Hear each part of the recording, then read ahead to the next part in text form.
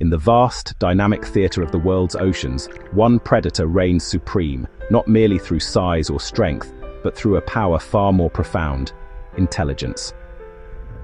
This is one of the most fascinating aspects of the orca, and the primary reason they are considered among the most sophisticated predators on Earth. While their physical prowess is undeniable, the sleek, powerful bodies, the iconic dorsal fins slicing through the waves, it is their minds, their complex social lives, and their capacity for culture that truly set them apart. We are not just looking at an animal driven by instinct. We are witnessing a creature capable of thought, strategy, and tradition. Orcas don't just hunt randomly. Their lives are governed by an intricate social fabric. They form tightly knit family groups called pods, which are among the most stable social structures in the entire animal kingdom. But a pod is more than just a group. It is a matrilineal society centered around a matriarch, the oldest, most experienced female. Her sons and daughters, and her daughters' children, will often remain by her side for their entire lives.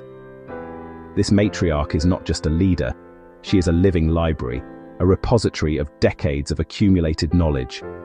With a lifespan that can stretch to 80 or even 90 years, she has weathered countless seasons, remembers the locations of ancient feeding grounds, and holds the key to the pod's survival during times of scarcity.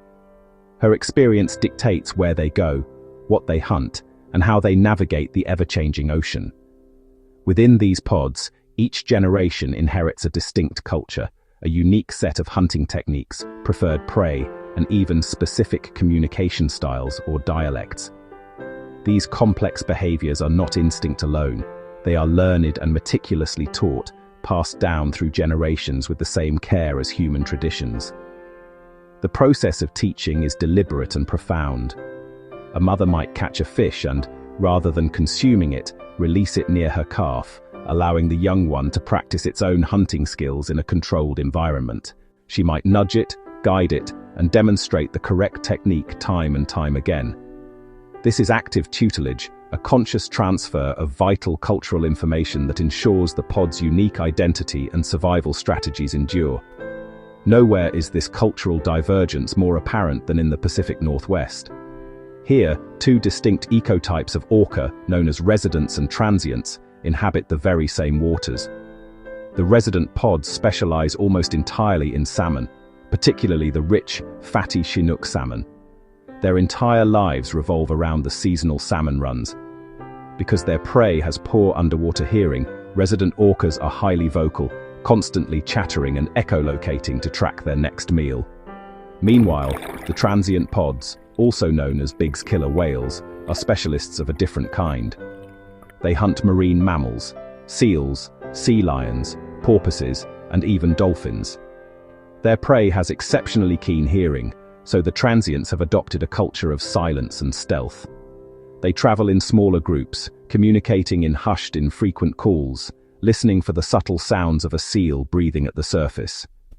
Their hunts are tactical, coordinated ambushes that rely on surprise.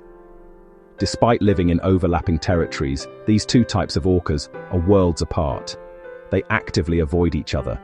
They don't interact, they don't interbreed, and they certainly don't share hunting strategies. Genetically, they have been diverging for hundreds of thousands of years, driven apart not by a physical barrier, but by a cultural one. Their dietary preferences have shaped their social structures, their communication, and their very evolution. Their cultures are that distinct. This phenomenon of cultural specialization is not unique to the Pacific Northwest. Other pods around the world have developed their own extraordinary localized traditions, each a testament to the orca's incredible adaptability and intelligence. In the frigid waters of Antarctica, certain pods have perfected a remarkable cooperative hunting technique known as wave washing.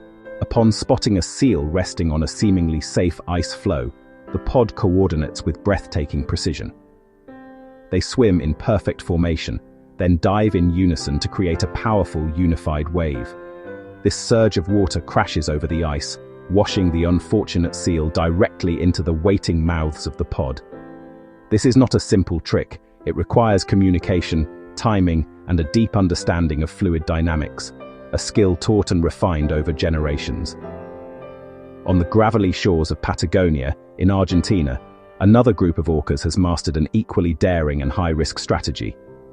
They have learned to intentionally beach themselves, surging out of the water to snatch sea lion pups directly from the shoreline. This is an incredibly dangerous maneuver. A slight miscalculation in timing or tide could leave the massive predator stranded. Yet, they have perfected it. And here too, the adults are seen actively teaching the young.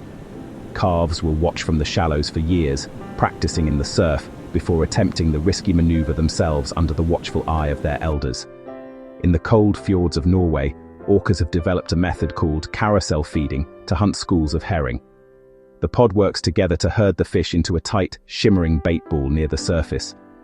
Once the fish are densely packed, the orcas take turns swimming through the ball, stunning the herring with powerful tail slaps. They then calmly pick off the disoriented fish one by one. This technique allows them to efficiently consume vast quantities of small prey with minimal energy expenditure. The list of specialized diets continues to grow as we learn more. Alaskan pods have been observed targeting deep-dwelling sleeper sharks, a formidable prey that many other predators avoid.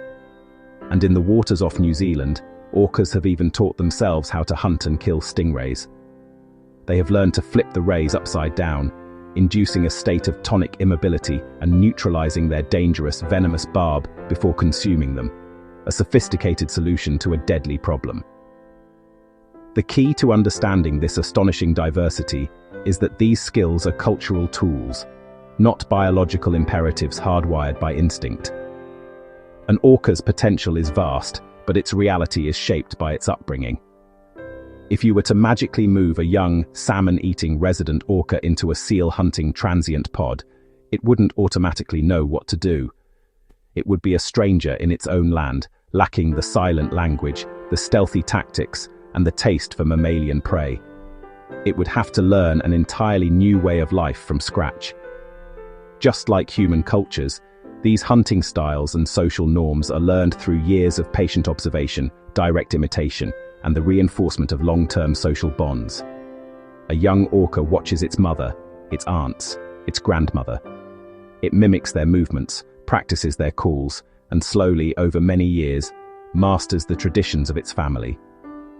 This deep reliance on social learning is what allows for such rapid innovation and adaptation, far faster than genetic evolution could ever allow. This incredible diversity of behavior makes orcas not just apex predators, but apex learners. They are a species defined by their ability to think, to solve problems, and to pass that knowledge on.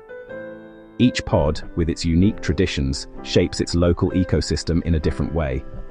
The salmon eaters of the Pacific Northwest regulate fish populations, while the seal hunters exert top-down pressure on marine mammal numbers. Through their culture, orcas become keystone architects of their marine environments, demonstrating that in the ocean, as on land, intelligence and tradition are among the most powerful forces in nature. If you enjoyed this journey into the world of the orca, please consider liking this video, subscribing to our channel, and sharing it with others who appreciate the wonders of the natural world. Thanks for watching.